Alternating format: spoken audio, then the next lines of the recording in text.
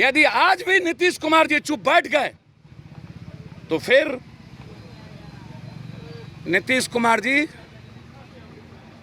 आपकी सरकार को और आपके लोगों को कभी बिहार की जनता माफ नहीं करेगी। लालू यादव जी के रेलवे विभाग में जब घपला हुआ था तो आप इतने दिन से सोए कहां थे?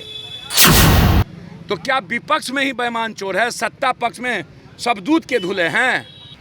आप देख रहे हैं बिहार इन शॉर्ट्स, मैं हूं आपके साथ रोहित। आपको बता दें कि जिस तरीके से आज सुबह से राजद के विधायकों और एमएलसीओं पर सीबीआई की रेड पड़ी है, इसको लेकर जाप सुप्रीमो पप्पू यादव ने बीजेपी पर खूब बरसा और उन्होंने नीतीश कुमार को ये भी वो नसीहत देते नजर आए कि नीतीश कुमार जी, बिहारी डरपोक नहीं होता है, बिहारी हमेशा से चैलेंज को स्वीकार करता है और आप भी चैलेंज को स्वीकार कीजिए। और जितने भी बीजेपी के जो मंत्री थे बिहार में, उन तमाम मंत्रियों की भी अब आर्थिक इकाई से जांच कराइए और क्या कुछ घोटाला उन लोगों ने किया है इसका आप उजागर कीजिए। और भी क्या कुछ कह रहे हैं जाप सुप्रीमो पप्पू यादव, आप इस वीडियो में देखिए।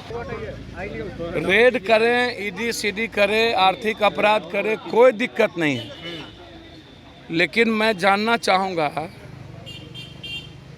इस देश के होम मिनिस्टर से,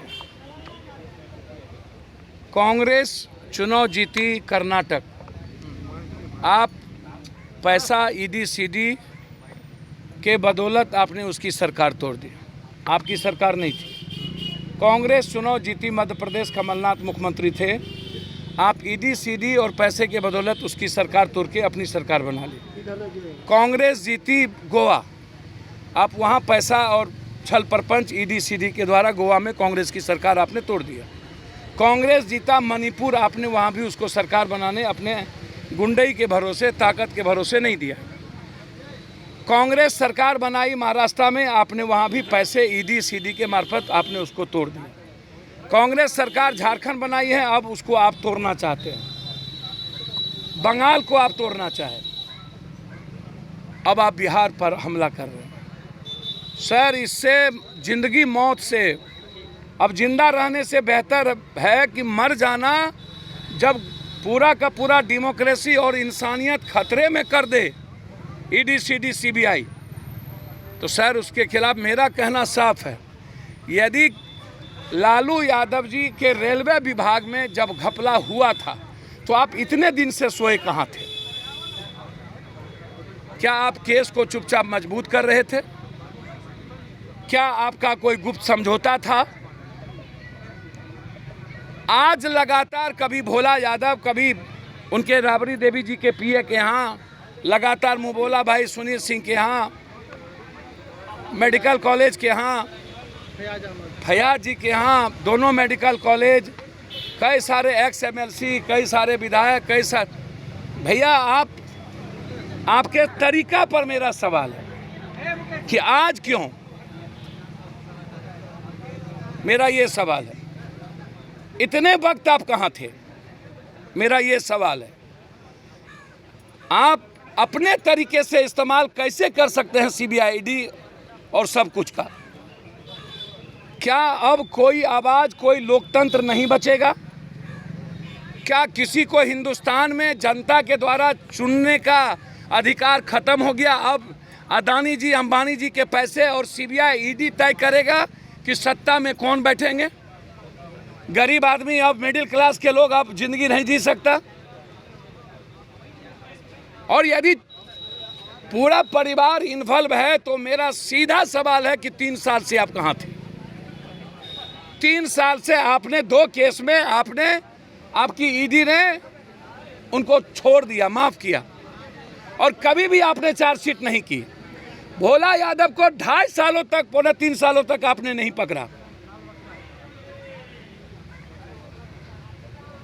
जो लोग बालू या जो पैसे हैं, आपको पता है कि कोई ज़मीन लिया है, तो मेरा रिक्वेस्ट है कि भोला यादव जी को आपने टॉर्चर किया, पैजामा कुर्ता पहन के बना के भोला यादव के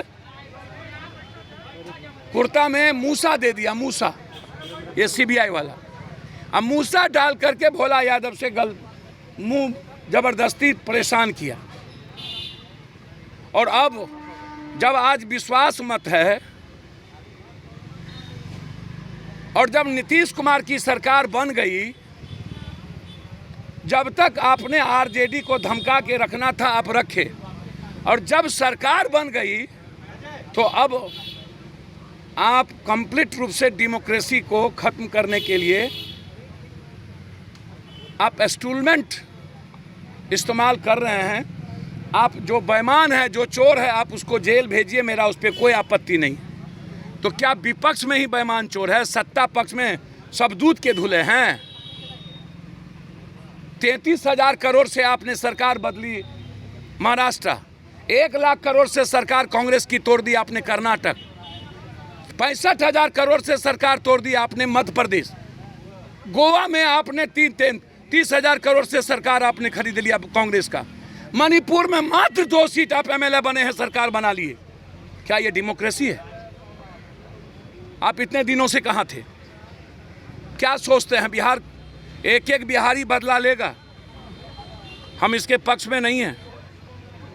जो गलत है आप, और मैं नीतीश कुमार जी से कहना चाहूँगा, नीतीश जी, बिहार हमेशा मर्द होता है, हमेशा चैलेंज स्वीकार करता है। इसके जितने मंत्री का फाइल और चोरी किया है बीजेपी, आर्थिक अपराध के द्वारा उसको जेल में बंद करिए। अब वक्त आ गया है चुप नहीं बैठने का, आर पार लड़ाई लड़ने का। इन सबको जेल में ठूसने की जगह, यदि आज भी नीतीश कुमार जी चुप बैठ गए तो फिर नीतीश कुमार जी आपकी सरकार को और आपके लोगों को कभी बिहार की जनता माफ नहीं करेगी।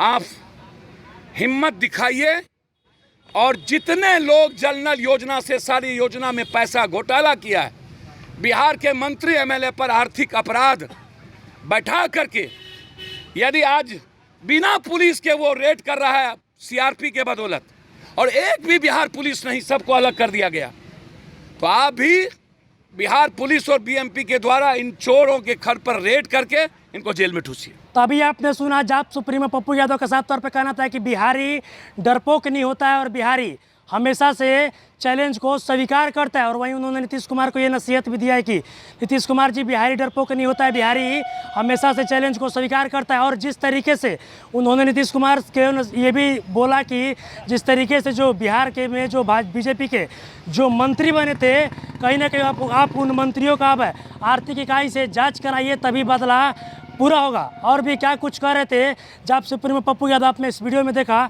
बस इसी तरह की तमाम खबरों के साथ आप मेरे साथ जुड़े रहें, तब तक के लिए धन्यवाद।